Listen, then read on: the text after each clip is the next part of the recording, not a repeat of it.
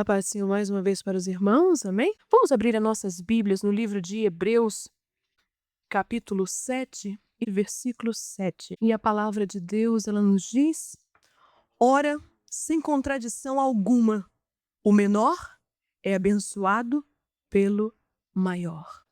É uma verdade que talvez nós possamos até perguntar, realmente não tem contradição, é claro, é até redundante falar, é claro que nós sabemos que a pessoa menor, o mais pobre, mais nova, é abençoado por aquela que é mais velha, por aquela pessoa que tem mais possibilidade, mas o escritor aos Hebreus, ele reafirma quando ele fala no contexto em que Melquisedeque ali tomou os dízimos da pessoa de Abraão, e ele diz e escreve, ora, sem contradição alguma, o menor é abençoado pelo maior.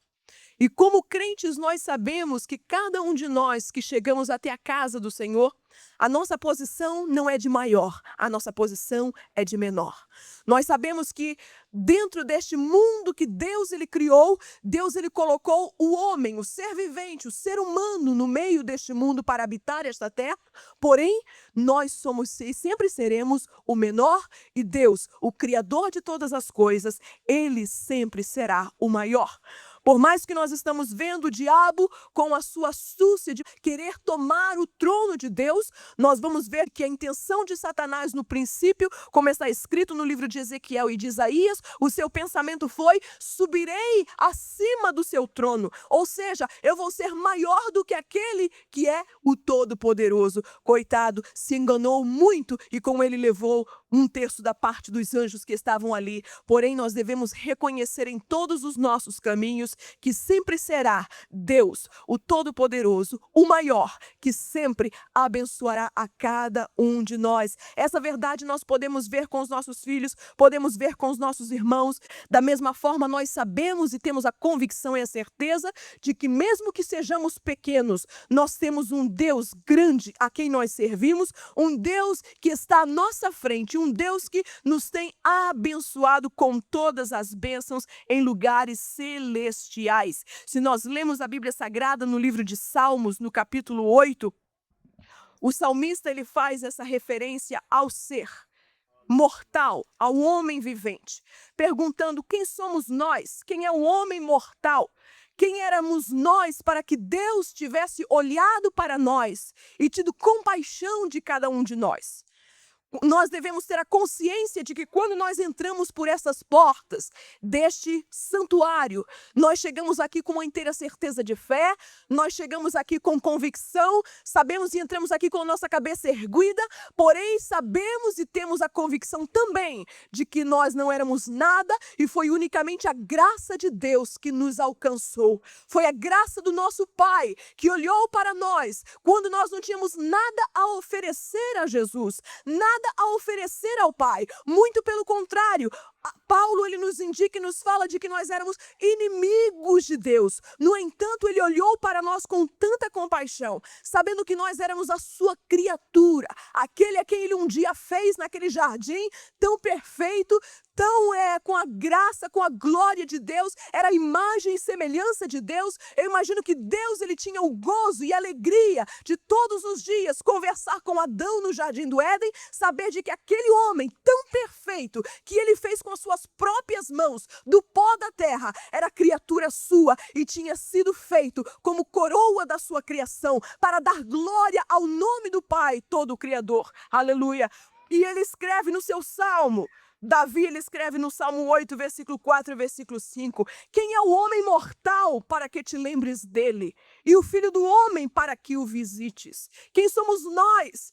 Quem éramos nós para que Deus pudesse ter compaixão e ter visitado, ter nos salvado e ter nos transformado de onde nós estávamos? E a Bíblia nos diz, contudo, pouco menor o fizeste do que os anjos. Foi isso que Deus fez com a sua criação, foi isso que Deus fez com o homem, o colocou debaixo dos anjos, os anjos que estavam ali, e o homem era a coroa, estava sobre toda a criação de Deus aqui na terra, controlando, tomando, fazendo, dirigindo tudo aquilo que estava na terra. E a Bíblia diz de glória e de honra o coroaste. Deus coroou a este homem. Porém, nós aprendemos e sabemos que um dia Adão, ele perdeu a convicção de que era Deus que estava sob o controle de todas as coisas. Perdeu a convicção de saber, foi cegado, perdeu aquilo que Deus havia colocado na sua vida. E por causa disso, é claro, todos nós conhecemos a história.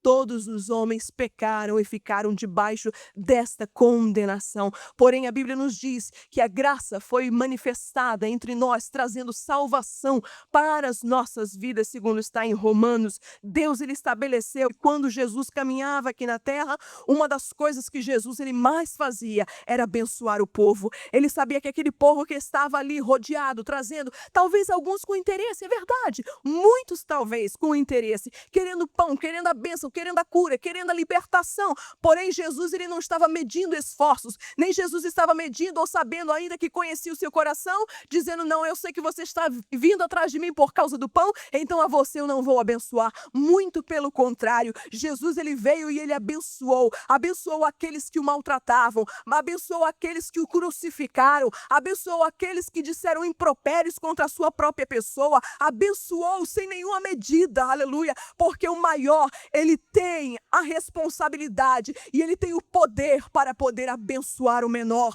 Se Deus ele não nos abençoar, mas ninguém neste mundo poderá nos abençoar. E quando Deus ele abençoa, não existe homem ou diabo ou nada neste mundo que possa roubar a bênção de Deus que ele coloca na vida da sua igreja, na vida do crente em Cristo Jesus. Nós vamos ver esta verdade lá no livro de Números, no capítulo 24, no versículo 17. Uma vez, o povo de Israel estavam prontos, estavam passando pelas regiões do povo moabita, e Balaque, o seu rei, chamou a Balaão e disse, olha, Balaão, vem aqui que eu quero que você possa amaldiçoar este povo. Porém, Balaque não sabia que Deus tinha feito uma promessa de mais de 400 anos atrás para Abraão, dizendo, eu abençoarei aqueles que te abençoarem e eu amaldiçoarei aqueles que te amaldiçoarem. Tu, Abraão, serás uma bênção nas minhas mãos. E a Bíblia nos fala de Balaão, pensava, né, orou ao Senhor, porém com tanto presente, com tanta coisa, foi levado, foi seduzido por Balaque. Porém, Deus estava sob o controle de todas as coisas. Quando Balaque chegava com Balaão numa montanha, disse, aqui está o povo de Deus, amaldiçoa eles, Balaão. E a Bíblia fala que quando Balaão abria sua boca, não podia sair maldição dela, só podia sair bênção para ele. E Balaque ficou tão furioso e disse, olha, eu tenho te pagado, eu tenho te dado presentes, eu tenho te dado uma posição para tu amaldiçoares, e por 3 vezes tu tens abençoado este povo ao invés de amaldiçoar. E sabe o que foi que aconteceu? Não é aquele ditado que a gente diz, né? O feitiço virou contra o feiticeiro, mas a Bíblia nos diz muito claro qual foi a recompensa de Balaque. No livro de Números, no capítulo 24, a Bíblia nos diz, no versículo 17, foi a palavra que Balaão disse, vê-lo-ei, mas não agora, contemplá-lo-ei, mas não de perto. Uma estrela procederá de Jacó e um cetro subirá de Israel, que ferirá os termos dos moabitas e destruirá todos os filhos de Sete. Aquela bênção que Deus havia abençoado a Israel, não tinha como o homem a roubar, não tinha como os reis da terra tirar, não tinha como o inimigo tentar usurpar aquilo que Deus havia dado para o seu filho e para a nação de Israel. E não somente Abraão foi abençoado, não somente a nação de Israel através da bênção do Senhor por Abraão, também a vida de Jacó foi a mesma coisa. Jacó, ele chegou um dia, num tempo na sua vida, que ele teve um encontro com Deus Todo-Poderoso, e naquele dia, no vale de Jaboque, ele tomou-se do anjo, ele disse, olha, enquanto tu não me abençoares, tu não sai daqui. E o anjo estava agoniado, né, na minha maneira de ver, e diz, olha, solta-me porque a alva já está subindo e eu tenho que ir embora com a alva, Jacó. Ele disse, não, enquanto tu não me abençoares, eu não te largarei, eu não te deixarei. Que insistência tão grande. Jacó, ele sabia, ele conhecia a bênção que Deus havia dado para seu pai.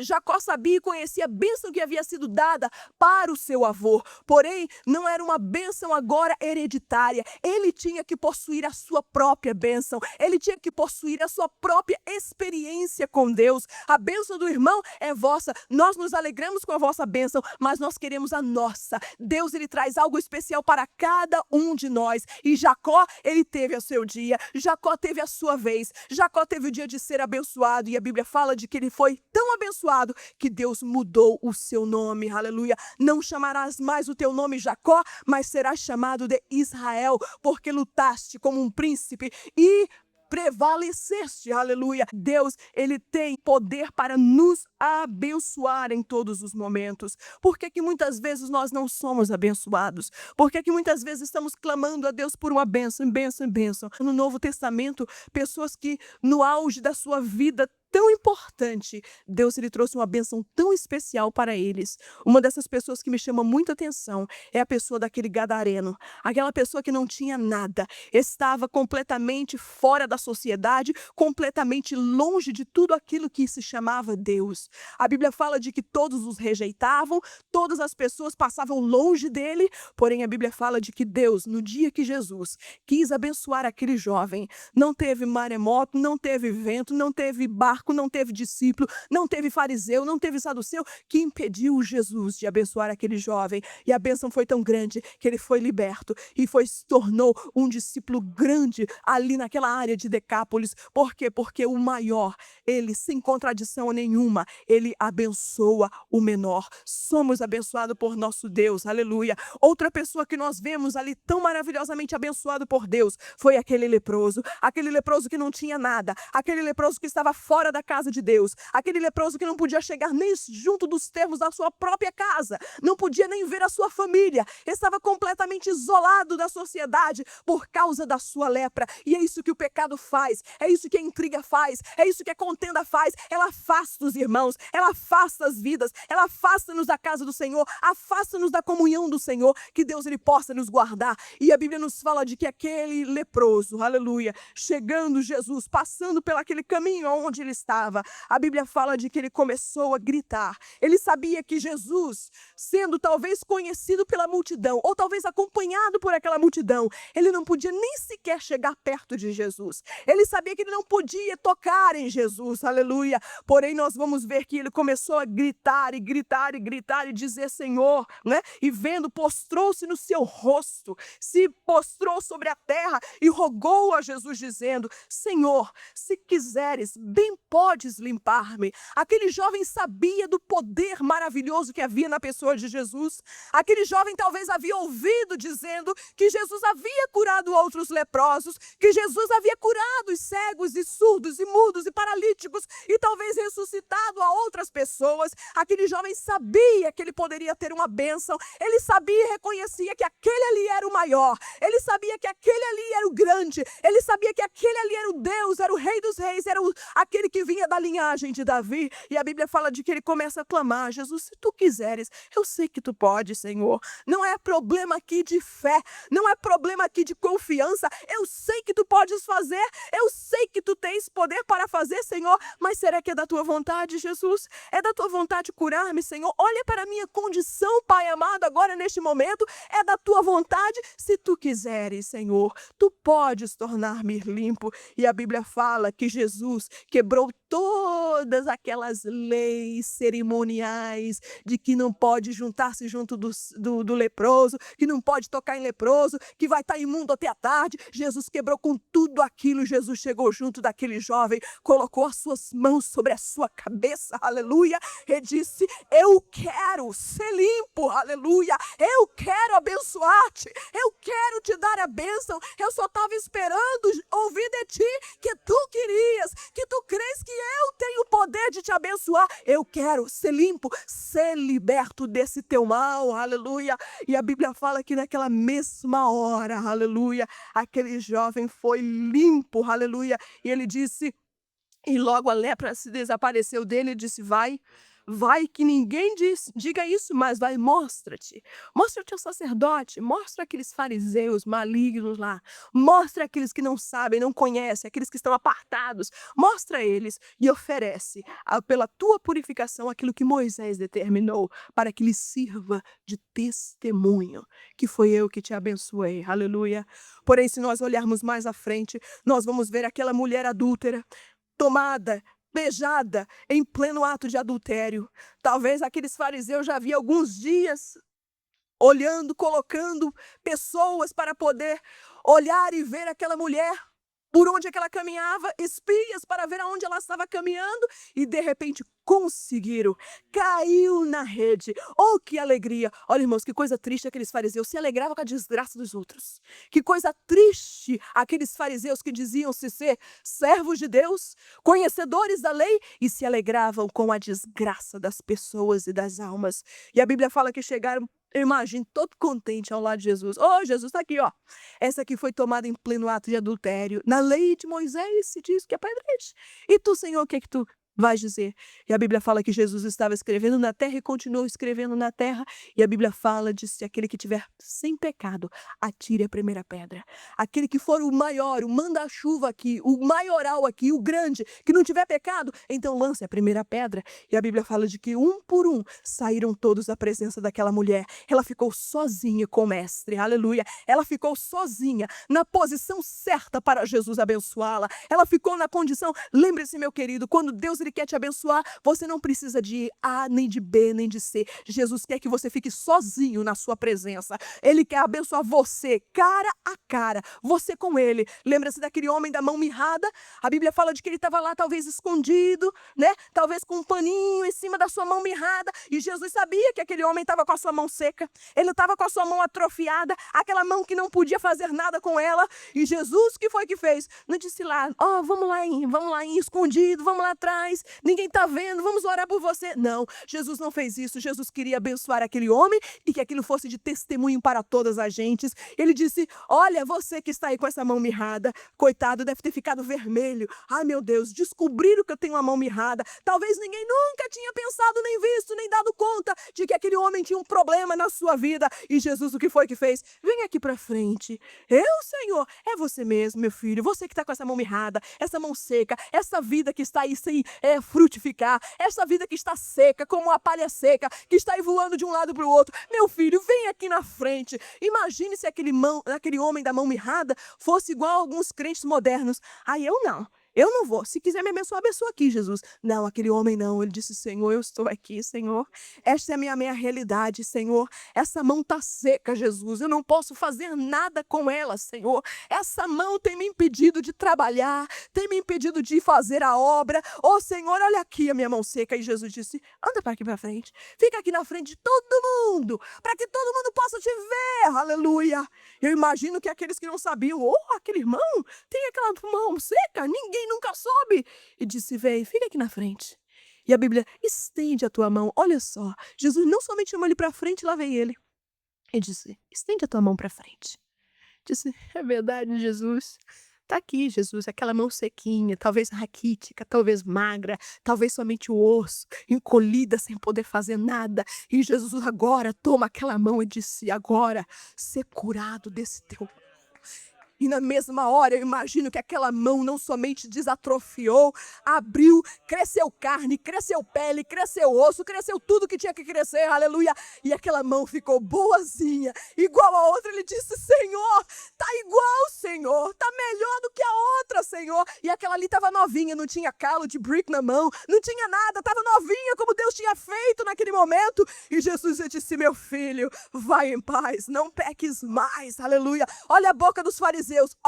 Todo mundo de queixo aberto, pensando, quem é este que perdoa pecados? Quem é este que diz ao mar e ele se para? Quem é este que diz que aos ventos que se acalme e ele se acalma? É aquele que é o maior dos maiorais, é o Senhor Deus Todo-Poderoso. E quando ele decide abençoar, não tem ninguém no mundo que possa parar a bênção de Deus para conosco, aleluia. Outra pessoa, aquele Bartimeu, coitadinho, que nós já conhecemos tanta história dele, oh, coitado, sentado naquele caminho mendigando todo dia. Uma esmolinha, por favor, uma esmolinha, por favor, uma esmolinha pro ceguinho. Olha que humilhação. Uma capa preta em cima daquele sol tão quente que é de Israel, principalmente de Jericó. Aquela capa preta ali para poder ainda fazer mais calor, para piorar a situação daquele cego, coitado.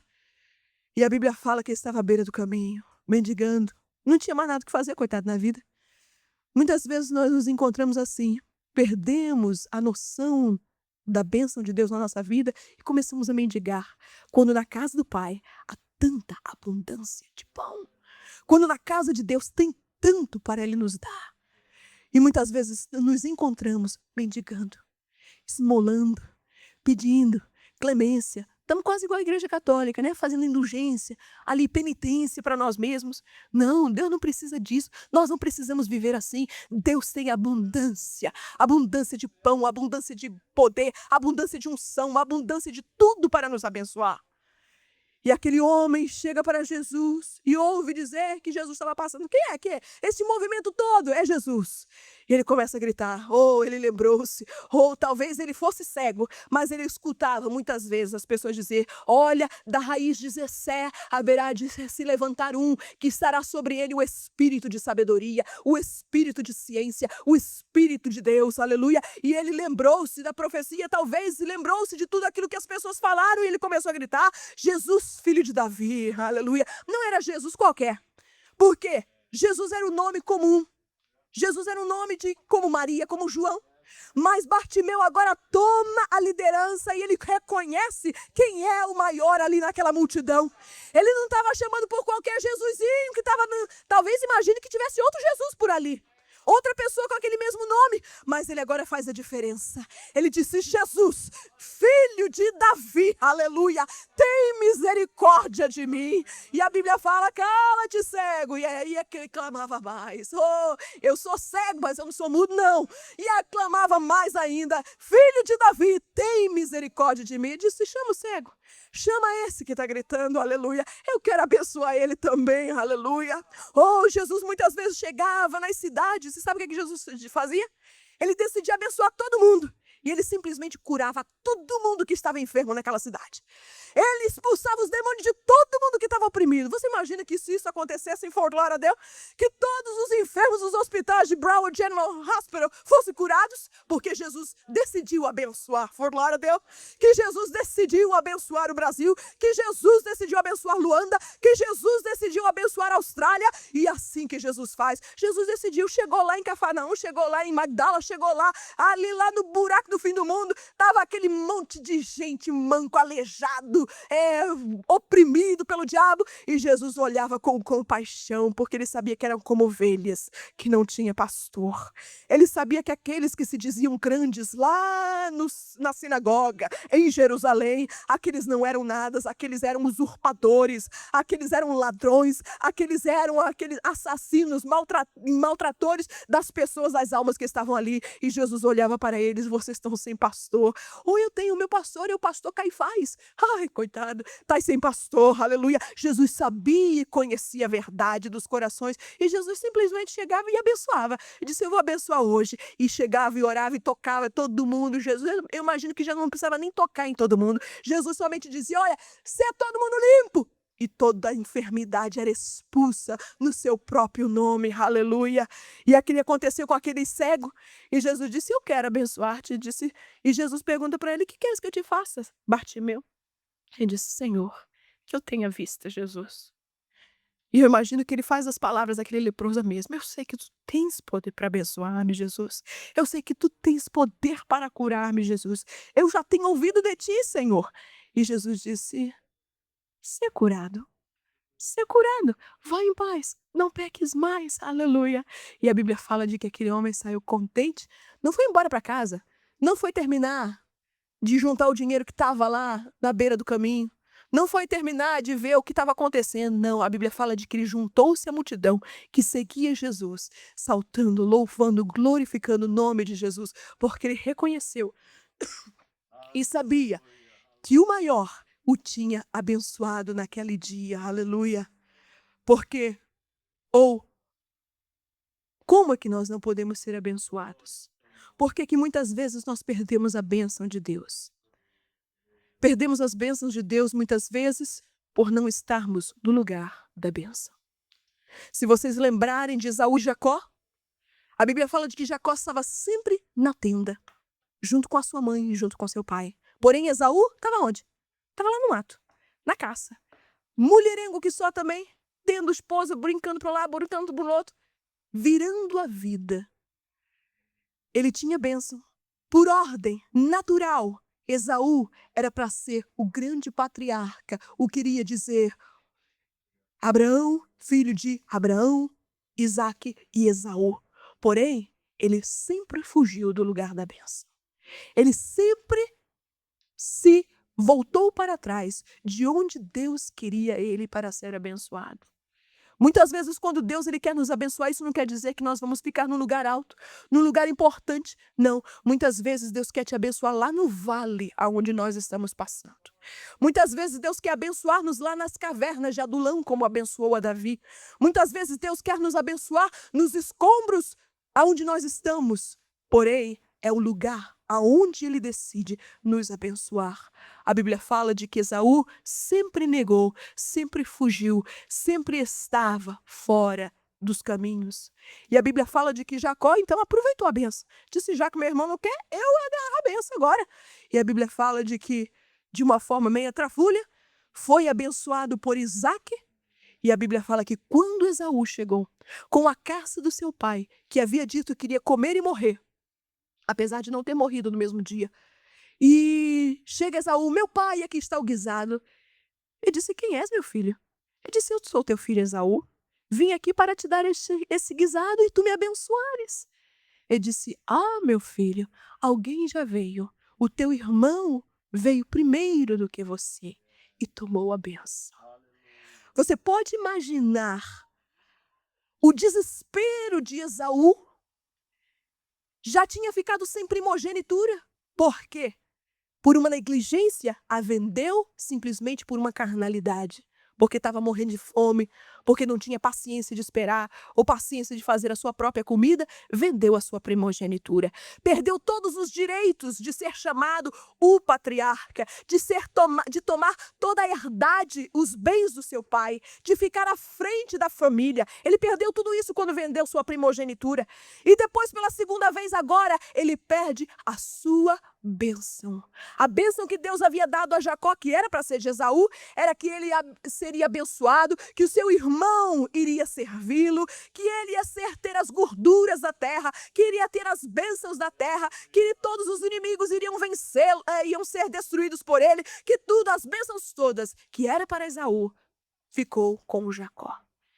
E Esaú agora num desespero disse, meu pai, me abençoa pelo menos com uma bênção. Ele disse, meu filho, não sobrou nada. Não sobrou nada, Esaú. Eu dei tudo para teu irmão. Só sobrou para ti viveres pelos campos errantes com o orvalho da terra sobre a tua cabeça. Oh, que amargura para Esaú, porque nunca soube ficar no lugar da bênção. Nunca soube dar valor à bênção, por mais estranha que ela pudesse ser. Ele se equivocou, se enganou no seu próprio sentimento carnal e perdeu a bênção de Deus. Mas, em segundo lugar, muitas vezes perdemos a bênção de Deus por não obedecer aquilo que Deus tem nos pedido para fazer. Perdemos a bênção. Para que desobedecer? Nós temos um exemplo tão claro na Bíblia Sagrada do povo de Israel. Nós, como crentes modernos, sempre dizemos, o povo de Israel era assim, cabeça dura, era obstinado, era isso. Mas, irmãos, muitas vezes nós nos encontramos na mesma posição de Israel, cometendo os mesmos erros de Israel, fazendo a mesma coisa que Israel fazia, quando não tomamos essa palavra que foi escrita exatamente para exemplo nosso, para nós não cometermos os mesmos erros que eles fizeram. E muitas vezes nos encontramos repetindo a mesma coisa. E a Bíblia nos fala de que uma dessas pessoas se chamou Saul. Saul tinha tudo para vencer, Saul tinha toda a bênção. Saul, apesar de ser atrapalhado, de ter feito errado a primeira vez quando ofereceu o sacrifício, mas Deus estava disposto a abençoá-lo. Porém, a Bíblia nos fala que um dia Deus determinou para Saul e disse para Samuel: manda a Saul ir contra os amalequitas e mata toda aquela raça de gente, porque eles se opuseram contra o meu povo quando eles estavam entrando em Canaã. Mata todo mundo. E a Bíblia fala de que Saul disse: tá bem, meu senhor, tá bem, foi embora. E quando voltou, não cumpriu a vontade de Deus. Não precisou Samuel ir ver. Deus, lá ainda antes de chegar, Deus revelou para Samuel. Disse: Samuel, tenho me arrependido de ter colocado Saul como rei, porque ele não obedeceu a minha voz. E quando chega lá, Samuel já está preparado para poder dar a sentença que Deus já havia colocado no seu coração para Saul. E a primeira coisa que Saul tenta se desculpar diante de Samuel, disse: oh, eu fiz tudo aquilo que a palavra de Deus, aquilo que Deus da boca do Senhor foi dita. É dizer: foi mesmo? E que balido de ovelhas é essa que eu estou ouvindo? E que gemido de ovelha de vaca é esse que estou ouvindo? Disse: não. O povo quis o melhor para sacrificar ao Senhor. Porém, a palavra de Deus ela é tão verdade, tão maravilhosa, e a Bíblia Sagrada ela não nos engana. O versículo que Samuel escreve, ele diz: Saul e o povo não destruíram todo o povo dos amalequitas, salvando a pior pessoa que devia ser destruída mesmo, o rei dos amalequitas, Agag. Deixou lá, presinho, como uma recompensa. Recompensa de quê? De um homem que tinha tanto amaldiçoado e tanto derrotado o povo de Israel. E a Bíblia fala de que Deus dá uma sentença para Saul naquele momento. De Saul, porque tu não obedeceste, Saul, o teu reino será tirado de ti. Hoje teria Deus confirmado o teu reino. Hoje teria Deus abençoado-te. Hoje Deus traria uma bênção tão tremenda para ti, Saul, mesmo que tu não mereces. Deus teria trazido uma bênção tão grande. Mas foi isso, foi aquilo, é para o sacrifício. Não interessa sacrifício nessa hora, Saul. E Samuel escreve: melhor é o obedecer do que o sacrificar. Ai, mas eu estou fazendo. Mas está fazendo como? Como é que nós estamos fazendo a obra do Senhor? Como é que nós estamos fazendo aquilo que Deus está mandando? Obedecendo metade, deixando a outra metade por fazer? Fazendo uma coisa, mas com o coração vindo à igreja, mas com o coração distanciado? Deus, ele quer obediência nossa. Deus, ele não quer sacrifício, porque o sacrifício jamais nada faz. Como não podia fazer, porque o único sacrifício que tem poder para fazer foi o sacrifício de Jesus na cruz do Calvário. Deus, ele quer a nossa obediência. Se nós somos obedientes, pedimos a Deus, ele certamente nos abençoará. Deus, ele não terá problema de abençoar o crente, a igreja, que obedece aquilo que Deus, ele manda para cada um de nós. Lembre-se, se Deus, ele quer nos abençoar, estejamos no lugar da bênção, estejamos no lugar que ele queira. Mesmo se esta posição que Deus quer que você esteja é uma posição que você não queira estar, como aquele homem da mão mirrada. Talvez ele não queria estar ali na frente, mostrando, dizendo, mas foi Deus que mandou e ele obedeceu. E porque obedeceu, ele recebeu a bênção de uma mão novinha, em folha, tão boa quanto a sua outra que estava mirrada. Que Deus possa nos abençoar e nos guardar, que nós possamos pedir ao Senhor e pedir a ele que possamos e reconhecer que nós que somos menores, nós que somos pequenos, somos abençoados pelo maior. E Jesus, ele é o maior. Ele é o maioral. Ele não é manda-chuva, mas ele é o Senhor Todo-Poderoso. Ele é o Deus das nossas vidas, que tem nos abençoado já com a nossa salvação. Tem nos abençoado com o fruto do Espírito. Tem nos abençoado com o batismo com o Espírito Santo. Tem nos abençoado com as suas bênçãos, com o livramento como foi o do nosso irmão André. Isso tudo são bênçãos que Deus ele tem para nós, mas ele só poderá fazer se nós estivermos no lugar da bênção. Se nós sairmos fora, Deus ele não pode operar. Deus ele não vai perder tempo correndo atrás de você para poder te abençoar. Se você quiser ser abençoado, fique no lugar que ele está determinando que você fique. E se nós obedecermos a ele, certamente a bênção virá. Pode tardar, mas virá, aleluia. E quando ela vem, não adianta vir Balaque querer amaldiçoar, querer dizer: "Tá vendo, meu filho, essa igreja é isso". Não, não adianta, pode falar à vontade.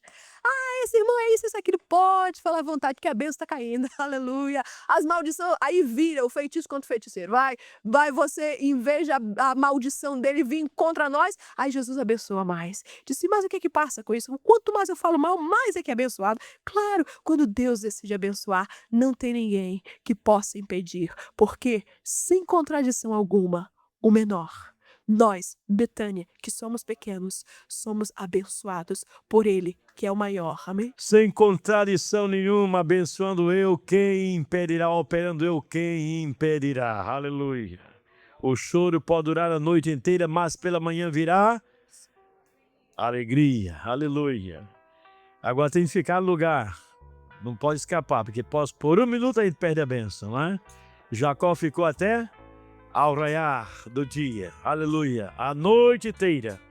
Tá desconfortável essa posição? Fica aí. Tá duro? Fica aí, irmão. Está assim, fica aí, porque o Senhor vai te abençoar. Se sair, vai ter um desgosto como Esaú teve, né? Coisa horrorosa, coisa horrorosa. O Deus de de Abraão, Isaque e Jacó. Pode repetir comigo? O Deus de Abraão, Isaque e Jacó. Toda essa voz, por milênios, Esaú ouvindo e se morrendo por dentro, porque por uma mediocridade, mediocrity, na verdade, deixou de que a bênção enorme que Deus, que o sangue de Jesus guarde a cada um de nós. Se Deus chamou para esta posição, não saia dela, em nome de Jesus. E a maior tristeza é alguém que ficou perto do Pai, não é como Esaú, não é? A vida toda perto do Pai. Quantas e quantas vezes o Pai não exortava Esaú: meu filho, seja responsável, fica aqui comigo. Meu filho, fica aqui comigo, não é verdade? Glória a Jesus.